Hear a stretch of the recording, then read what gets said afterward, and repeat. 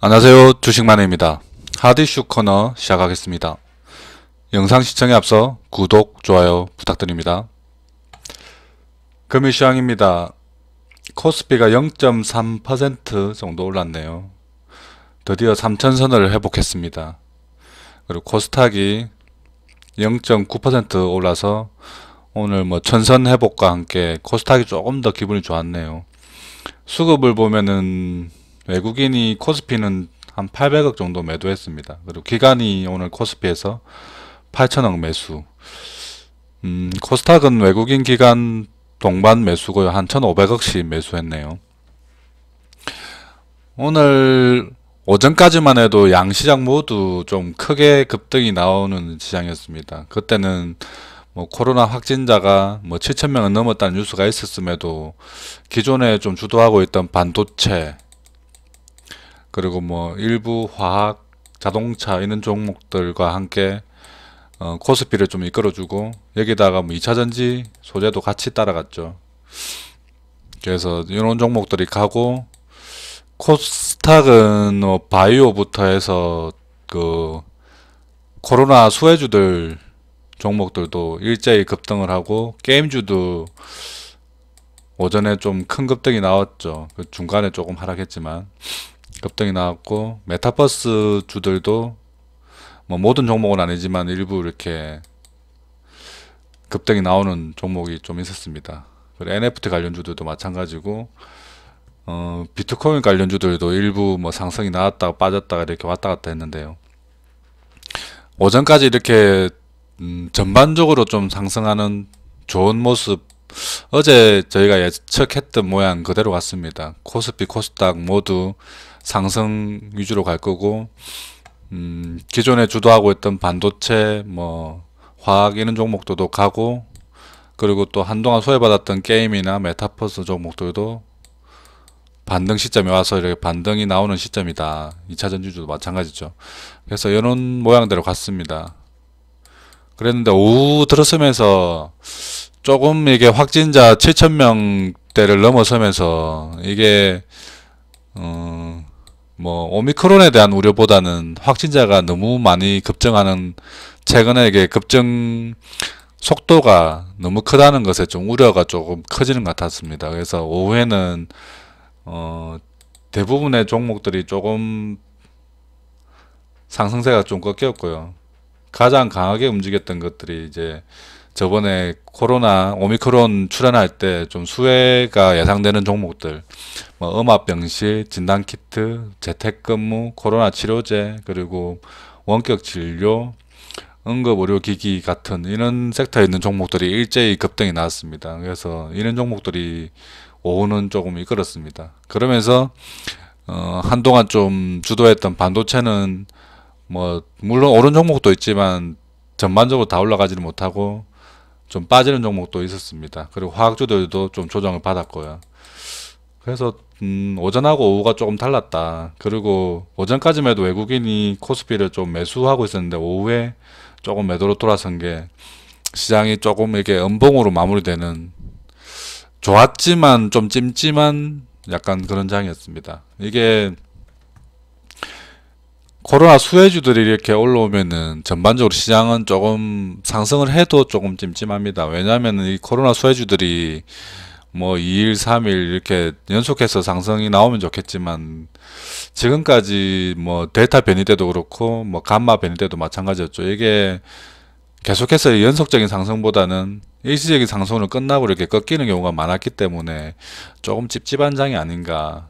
그래서 오늘 많이 올랐던 이 코로나 관련 수혜주들, 인 종목들이 내일도 이렇게 상승세를 좀 이어가면 좋겠지만 조금 그게 좀 쉽지 않은 좀 모양입니다. 이게 확진자가 7,000명 넘었다고 오늘 같은 경우에는 조금 이걸 좀 크게 받아줘서 이제 이슈가 됐지만 내일 되면 또 익숙해지는 숫자입니다. 7,000명대, 내일도 여기서 예를 들어서 내일 또 9,000명대, 10,000명대 이렇게 금방금방 올라가면은 이게 조금 더 우려감이 커지겠지만 내일도 한 7,200명, 모레도 7,300명 이런 식으로 올라가게 되면은 이게 또 오히려 7,000명대라는 숫자에 익숙해져 버리기 때문에 또 이 수혜주들이 또 금방 꺾이지 않을까라는 좀 우려가 있습니다. 그래서 조금 반복해서 말씀드리지만 좀 찝찝한 장이었다. 이렇게 물론 하락 채널을 완전히 돌파하고 위에 안착했다는 것은, 그리고 3000포인트라는 좀 마디 지수를 넘어서서 안착했다는 데는 뭐 큰 의의를 둘 수 있지만 좀 찜찜한 장이다. 코스닥도 마찬가지로 오늘 1000포인트를 한 번에 올라서면서 1006포인트까지 좀 안착했던 모양입니다. 그래서 코스닥도 매우 좋았습니다. 오늘 뭐 종목들을 보면은 코스피도 뭐 거의 전반적으로 괜찮았죠. 삼성전자는 보합으로 끝났고요. 뭐 하이닉스는 약간 소폭 조정. 그리고 뭐 거의 전업종이 좀 상승 위주로 올라갔다. 그리고 기존에 조금 강했던 보험이나 뭐 조선 이런 종목들, 그리고 반도체 또 일부 종목들. 반도체는 근데 전기전자 부분이 0.04니까 거의 뭐 보합, 오르는 종목 내리는 종목 한 반반 정도였다고 볼 수 있습니다. 자동차가 조금 빠졌고요. 거의 뭐 전반적으로는 좀 상승이 좀 많았다. 그리고 오늘은 바이오 전반적인 종목들이 대부분 다 상승으로 끝났습니다. 그런 모습이 조금 빠지는 반도체를 좀 받쳐주지 않았나. 코스닥은 오히려 훨씬 더 좋았죠. 이게 그동안 조금 큰 조정을 받았던 게임주들이 오늘 조금 회복하는 모양이었고요. 그리고 2차전지 소재주들도 오늘 뭐 에코프로비엠이나 기존 주도주들이 다시 또 잘 나가는 모양이었습니다. 거기다가 코로나 수혜주들이 오늘 좀 급등이 좀 많이 나와서 전반적으로 많이 올라갔다. 그리고 바이오, 뭐 코스닥에 있는 바이오 뭐 상위권에 있는 종목들도 조금 상승이 좀 컸습니다. 그래서 그런 부분들이 다 반영되어서 코스닥이 코스피보다 조금 좋은 날이었다. 수급도 좋았고요.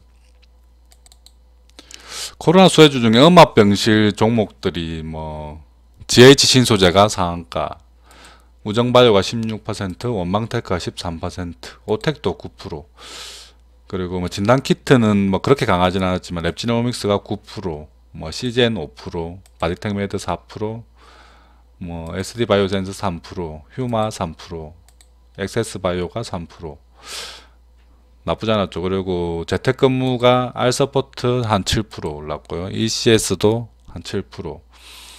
그 치료제 종목들은 조금 뭐 좀 갈렸지만 한국파마가 13%, 국전 3%, 신풍제약 6%, 한국BNC 3% 정도. SK바이오사이언스도 3%. 오늘 원격진료도 상당히 강했습니다. 그래서 인성정보가 13%, 비트컴퓨터가 21%, 유비케어 7%, 라이퍼시멘틱스 14%, 소프트센 6%, 그리고 응급의료기기 메디아나 25%, 메가ICS 22%. 전반적으로 이렇게 코로나 수혜주들이 좀 매우 강한 모습이었습니다. 그래서 아까 얘기했던 것처럼 이게 내일도 이어질지에 대해서는 저도 조금 의문이 있는데요. 그래도 이렇게 급등이 크게 나왔으니까 내일 뭐 오전 뭐 한때라도 조금 상승세가 약간은 이어질 수 있지 않을까라는 기대는 하고 있는 것 같습니다. 시장에서는. 근데 항상 그 기대를 너무 크게 하면은 또 꺾이는 장이 오죠. 아침에 이렇게 급등했다가 꺾이는 순간 또 이렇게 차익 실현이 막 되면서 더 크게 꺾여버리는 모양이 나옵니다. 저번 주 이렇게 오미크론 나오고 월요일 날 시장이 그랬죠. 아침에 이렇게 큰 이슈로 올라갔다가 점점점 흘러내려서 오히려 시가보다 더 떨어져 버리는 시장이 되었죠. 그런 부분이 또 나올 수 있습니다. 이게 오늘은 뭐 7,000명대 확진자라는 이렇게 큰 이슈로 이렇게 올라갔지만 내일 되면 이게 조금 아까 얘기했던 것처럼 똑같은 7,000명대라도 익숙해져 버리기 때문에 이게 좀 크게 이슈가 안 될 수도 있습니다.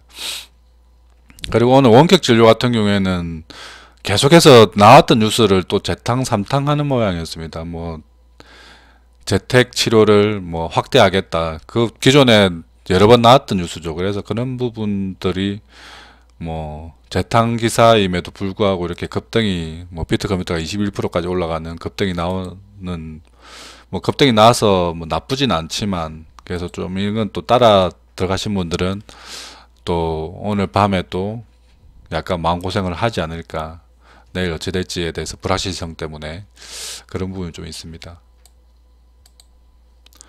그래서 오미크론 뭐 관련해서는 크게 우려는 하고 있지 않는 것 같습니다. 오미크론이 전파력이 강하다고 했는데 실제 오미크론 확진자를 구분을 잘 못해서 그런지 저희 나라도 한 30명대 정도, 뭐 7,000명 중에 30명이니까 그렇게 높은 분포는 아니죠. 그래서 있는 게 이 7,000명 중에 30명을 제외한 나머지도 더 있지 않을까라는 뭐 얘기를 하는 사람도 있겠지만 아직까지는 오미크론이 뭐 크게 영향을 미치고 있는 건 아닌 것 같습니다. 그리고 오미크론이 뭐 전파력은 크지만 뭐 치명률은 낮다라는 얘기가 계속해서 나오고 있죠. 그런 부분이 있고요.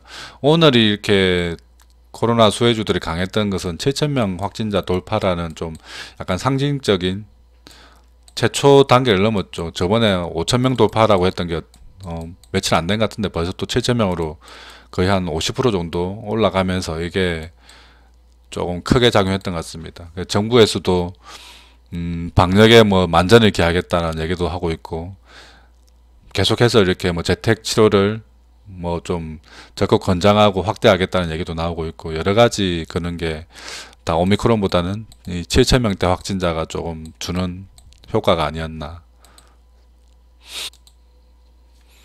그래서 이런 뉴스들도 계속해서 반복되고 있었죠. 재택 치료를 확대한다. 이게 뭐 오늘 나왔던 뉴스이긴 한데 저번 주부터 계속 나왔죠. 확진자가 뭐 4,000명대 돌파했을 때도 나왔고 5,000 돌파했을 때도 나왔고 또 7,000 돌파니까 또 한 번 더 나옵니다. 이게 계속 확대한다는 얘기가 있고 확대를 하고 있지만 실제 재택 치료 관련주들이 이게 대한 수혜가 있을까라는 생각을 해보면 아직까지는 크게 기업적으로 수혜받는 모습은 아닌 것 같습니다. 다만 그 투자자들이 기대를 하고 있는 부분은 이게 법적으로 그동안 허용돼 안 됐던 부분에 이렇게 코로나를 계기로 법제화되고 그 재택치료가 아니라 원격 진료에 대한 명확한 법이 생긴다면은 이런 그동안 준비해왔던 비트컴퓨터나 인성정보, 뭐 유비케어 같은 기업에 앞으로 이렇게 법의 울타리를 넘어가는 좋은 기회가 되는 게 아닐까라는 기대감이 있는 것 같습니다. 그런 기대감 때문에 종목이 움직이는 것이지 지금 재택치료를 확대한다고 해서 실제적으로 크게 기업 이익에 크게 기여하는 부분은 안 보이는 것 같습니다. 실제 그런 게 있다. 그래서 아직까지는 좀 이슈에 의한 뭐 반등이지 이게 기업 이익이 이어지는 모양은 아직은 없다. 하지만 이게 이번 기회에 법으로 만들어지는 좋은 기회는 될 것 같다는 기대감이 있는 것 같습니다. 최근 계속해서 뭐 침공 관련해서 이렇게 뉴스가 나오는데요. 오늘은 또 우크라이나 국방장관이 침공당하면 러시아인도 관으로 돌아갈 것, 뭐 그냥 너희도 공격하면은 다 같이 죽자라는 의미죠. 그래서 우크라이나도 러시아 못지않게 좀 강력한 카리스마를 보이는 나라입니다. 그리고 우크라이나는 좀 안 좋은 게 정치인들은 거의 한 5대5 정도랍니다. 이게 정치인 비율이 친러시아가 5, 그 다음에 친 뭐 유럽 그리고 우크라이나가 5. 그래서 이게 정치인들도 5대로 나눠서 이렇게 맹렬하게 싸우고 있고 나라도 지금 우크라이나하고 러시아가 이렇게 싸우고 있고 실제적으로는 이게 우크라이나 대 러시아지만 여기는 우크라이나 쪽에는 유럽의 나토하고 미국도 같이 포함되어 있죠. 그래서 이거는 러시아 대 우크라이나가 아니라 유럽, 미국, 우크라이나 대 러시아입니다. 그래서 이게 만만치 않다. 이게 러시아가 물론 군사적으로 뭐 압도하는 수준이지만 우크라이나가 그냥 쉽게 당하고 있지는 않을 겁니다. 만약에 침공이 일어나고 전쟁이 일어나면은 이 전 세계적인 좀 악영향을 미칠 수 있습니다. 이런 부분들도 일단은 나오는 얘기로는 올해는 아니고 내년 초 그러니까 1월에서 뭐 3월 사이라고 이렇게 침공 디데이를 잡고 있는 것 같습니다. 그게 뭐 유력한 시나리오인 것 같습니다. 그런 부분들도 예의주시를 해야 될 것 같습니다. 또 이렇게 주식 관련 뉴스가 나왔는데요. 200조 시장을 잡아라. 제목 보면 엄청나죠. 이게 200조 시장을 잡아라. 통신사부터 네카까지 네이버 카카오죠. 네이버 카카오가 뛰어든 디지털 헬스케어. 디지털 헬스케어라고 얘기를 하면은 아까 종목 설명했던 인성정보나 뭐 비트컴퓨터, 유비케어, 라이프 시멘틱스, 소프트센 이런 기업이 생각나는데 여기서 얘기하는 디지털 헬스케어는 뭐 전자약 부분 그리고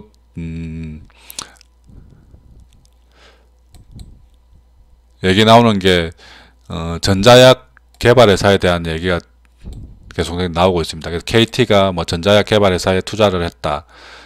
얘기가 나오고 네이버 카카오도 여기 뛰어든다라는 내용이 주된 뉴스 내용이었습니다. 그래서 네이버 주가를 보니까 상당히 좀 긴 시간 동안 조정을 좀 받았네요. 그래서 지금 1년선 부근에서 이렇게 놀고 있는 모습이 지금쯤이면 네이버나 카카오 종목을 좋아하시는 분들은 조금 순차적으로 이렇게 분할 매수를 해도 괜찮은 지점인 것 같습니다. 가격대로. 이게 그렇게 크게 성장하는 기업들은 눌림목이란 게 이렇게 6개월선이나 1년선 근처까지 내려오는 경우가 많이 없습니다. 이것도 지금 보면은 올해 초부터 했을 때 6개월선에 한 번, 뭐 2번 정도, 그리고 1년선에 지금 최근에 2번 내려왔죠. 1년선까지 내려왔으면은 조정을 좀 꽤나 받은 모양입니다. 그래서 네이버나 카카오의 성장성에 대해서는 아무도 뭐 얘기하는 사람이 없죠. 부정하는 사람이 아무도 없죠. 카카오도 마찬가지입니다. 지금 카카오의 좀 약점은 자회사들을 계속해서 상장시킨다는 좀 약점이 있습니다. 그러면은 이중장부가 되고 실제적으로 자회사들의 실적이 100% 카카오에 이렇게 지분으로 이렇게 인정을 안 된다는 부분. 보통 자회사의 이익은 한 3분의 1 정도만 모회사에 반영하는 게 일반적입니다. 그래서 그런 부분이 좀 약점으로 작용하고 있지만 차트상으로 봤을 때는 이렇게 1년선 부근에서 이렇게 네이버와 똑같죠. 이렇게 쌍바닥을 만드는 부분은 모아 나가야 될 시점이지 굳이 조금 물려 계신 분들이 지금 매도해야 될 시점은 아닌 것 같습니다. 그리고 우리나라에서 전자약을 뭐 유일하게 하고 있는 회사죠. 리메드. 실제적으로 전자약을 개발하고 있고요.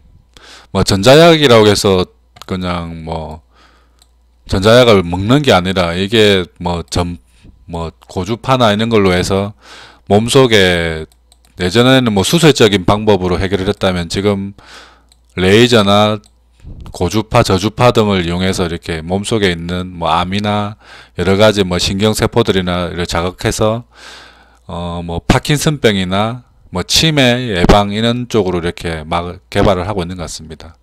그래서 이런 종목들도 눈여겨보면은 괜찮은 것 같습니다. 이게 꽤나 오래 한 1년 정도로 이렇게 박스를 만들고 있는 종목입니다. 지금 이렇게 보면은 살짝 우상향하고 있는 박스 모양을 그리고 있고요. 지금은 박스 하단부에 있습니다. 그래서 뭐 부담없이 좀 모아 놓으면은 박스 상단까지만 가도 한 20% 정도의 수익은 뭐 얻을 수 있는 종목이죠. 뭐 시간이 얼마나 걸릴지에 대해서는 아무도 모릅니다. 뭐 분할 매수하면은 괜찮은 종목이 아닌가. 그리고 최근에 이렇게 이슈가 되는 뉴스들이 나올 때 한번 좀 챙겨보는 것도 괜찮은 방법인 것 같습니다. 일론 머스크가 여러 가지 세계에다가 뭐 얘기를 던지는 경우가 많습니다. 뭐 트위터나 이런 걸로 통해서. 이번에는 머스크의 경고라고 해서 아이를 덜 많이 안 낳으면 문명 무너진다. 뭐 당연한 얘기를 하고 있죠. 최근에 국제적으로 인구 고령화 그리고 저출산에 대한 문제는 선진국으로 가면 갈수록 더 커지는 문제입니다.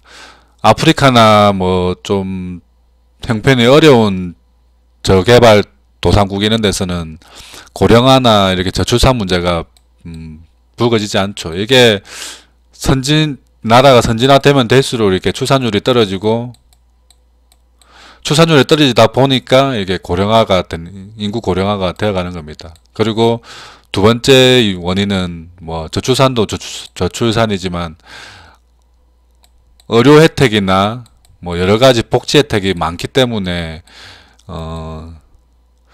나이가 좀 드신 분들도 충분히 이렇게 인생을 조금 더 오래 살 수 있는 기회가 되는 겁니다. 그리고 치료 기술도 많이 발전했고요. 약이나 이런 것들, 수술 기술 이런 것들이 발전하면서 이렇게 고령화 저출산으로 가는 겁니다. 그래서 이런 것들은 뭐 머스크가 경고를 안 해도 당연한 거죠. 그래도 이렇게 일론 머스크가 뭔가를 이렇게 화두를 던지면은 이것은 뭐 주가나 여러 가지 시장 경제에 영향을 미치기 때문에 한번 뭐 살펴보는 것도 괜찮지 않을까 생각해서 저출산 관련 뭐 종목이라면 보령제약, 예전 보령메디앙스하고 이렇게 합병돼서 보령제약으로 남아있죠. 보령제약 최근에 조금 상승이 조금 가파르게 올라오고 있네요. 이렇게 바닥을 형성하고 이런 부분도 대통령 선거 대책, 뭐 선거 정책 관련주로 엮일 가능성도 매우 큽니다. 보령제약 그리고 뭐 제로투세븐 이것도 최근에 좀 올라오고 있네요. 바닥이 좀 내려가고 있어서 조금 찝찝하긴 하지만 그래도 이렇게 세 번째 바닥을 만들고 올라가고 있습니다. 뭐 손오공도 저출산 장려 관련 종목이죠. 아가방 컴퍼니도 마찬가지고 뭐 차트 모양이 다 비슷하네요. 최근 바닥을 만들고 다시 약간 반등 중에 있는 모습. 캐리소프트도 쌍바닥을 만들었네요. 이렇게 캐리소프트는 그때 어떤 분이 여기쯤인가 뭐 질문하셨는데 여기 2만원대 매수했다고 해서 제가 한 17,000원까지 올라오면은 고민해 보자고 했는데 17,000원에 올라왔을 때 파셨나 모르겠네요. 다시 또 내려왔는데 지금은 그때와 마찬가지로 매도 시점보다는 오히려 물을 탈 수 있으면 물을 타야 되는 시점입니다. 그래서 한 17,000원까지 반등을 보고 물 타서 탈출하는 게 좋지 않을까. 이 종목도 마찬가지 출산 장려 관련 주식이기도 합니다. 중국의 뭐 다자녀 정책이 나오면 이렇게 급등하는 종목입니다.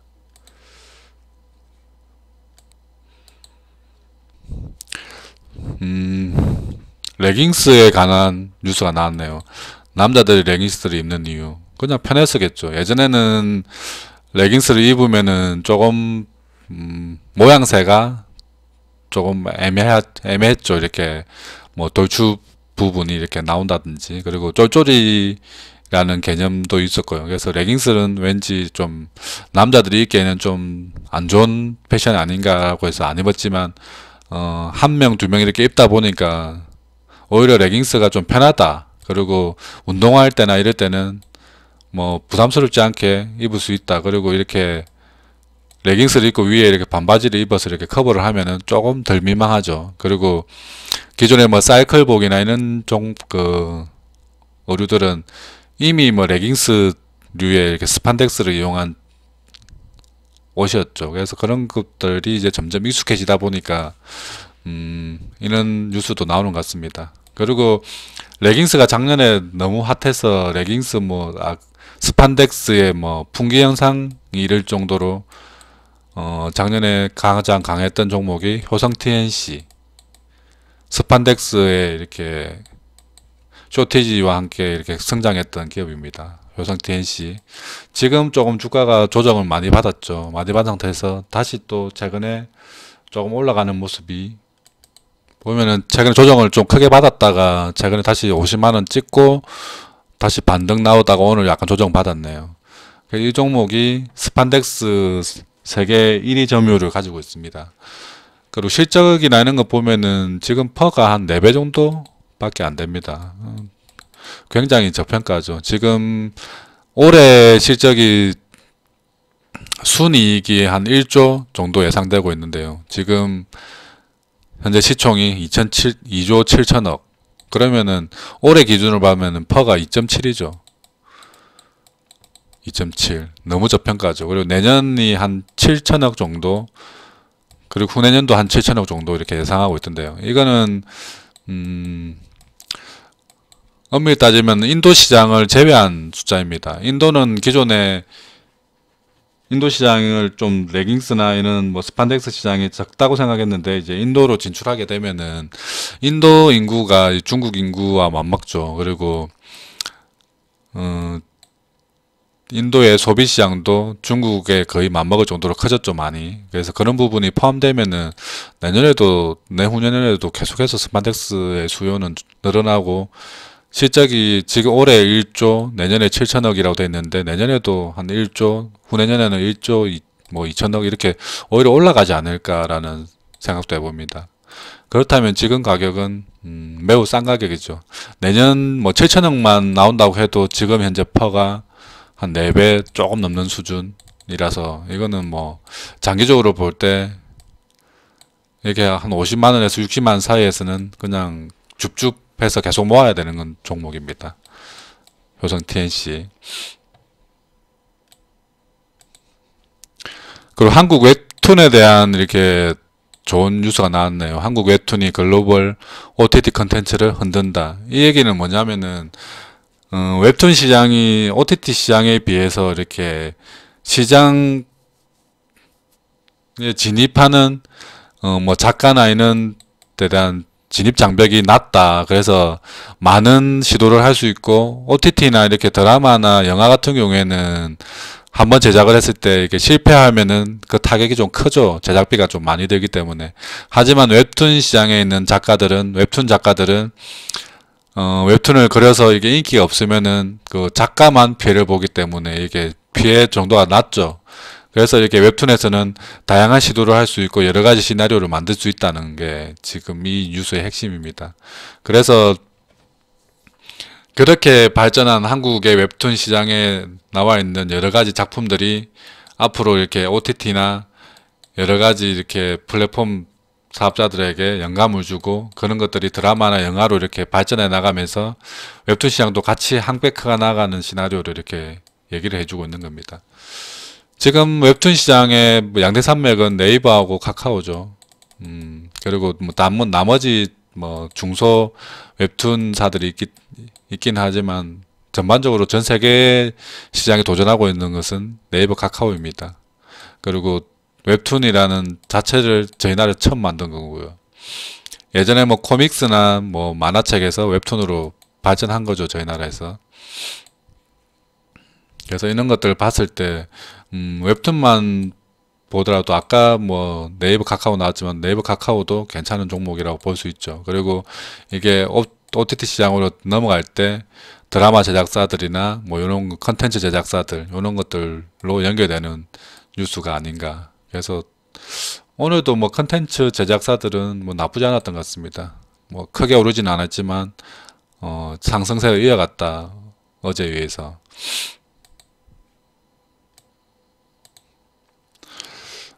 원격 진료에 대한 이렇게 뉴스가 나왔습니다. 근데 이거 보다 보니까 약간 원격 진료보다는 조금 무서운 생각이 들어서 소개하려고 가져왔습니다. 원격 진료 가능한 뇌신경 원격 제어 기술 개발. 이게 한국 뭐 카이스트에서 이렇게 개발했다고 하는데요. 예전에 그 일론 머스크도 뇌신경을 연결하는 뭐 장치를 만들어서 이걸 뇌에 삽입을 하면은 이게 뇌신경하고 연결돼서 밖에 있는 뭐 프로그램이나 여러 가지 신호들을 이 연결기를 통해서 뇌신경으로 연결되는 이런 개발을 하고 있다고 나왔었거든요. 이게 지금 가능해진다고 합니다. 그래서 임플란트를 시술하듯이 뇌에다가 어떤 자그마한 뭐 블루투스 기능이 있겠죠. 이렇게 밖에 있는 신호를 안으로 연결해야 되니까 뭐 그런 전파를 연결할 수 있는 임플란트를 설치하고 이게 뇌신경하고 연결되는 조금 이렇게 획기적인 것 같지만 조금 무서운 생각이 됩니다. 아래 그림을 보면은 이게 인터넷 클라우드망이라고 보여지는데요, 그림상.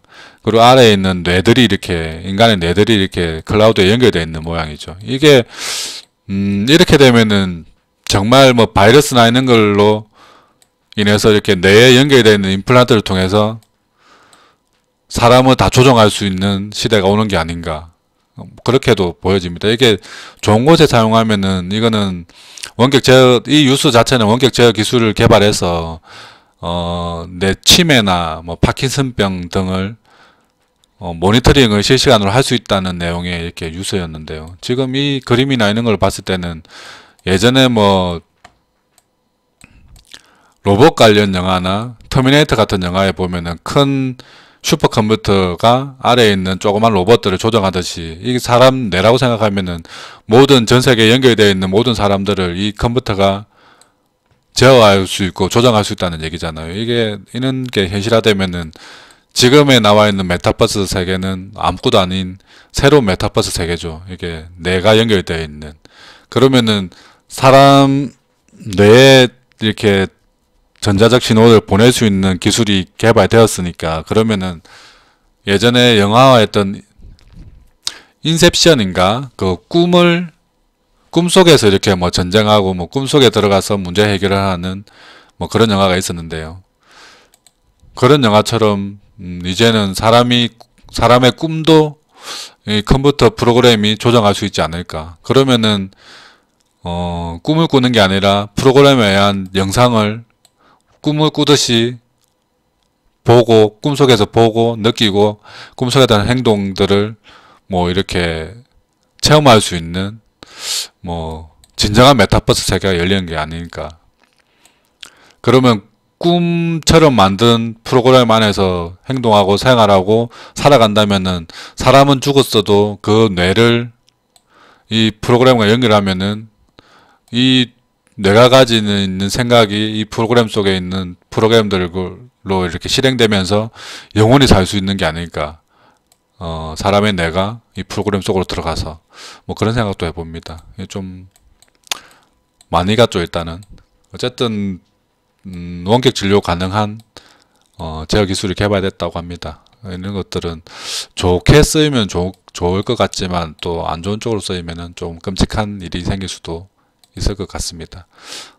어쨌든 원격 진료 관련한 뉴스가 나왔으니까 아무래도 아까 인성정보나 비트컴퓨터들도 연결되겠죠. 그리고 뭐 리메드, 아까 전자약 이런 것도 연결될 거고요.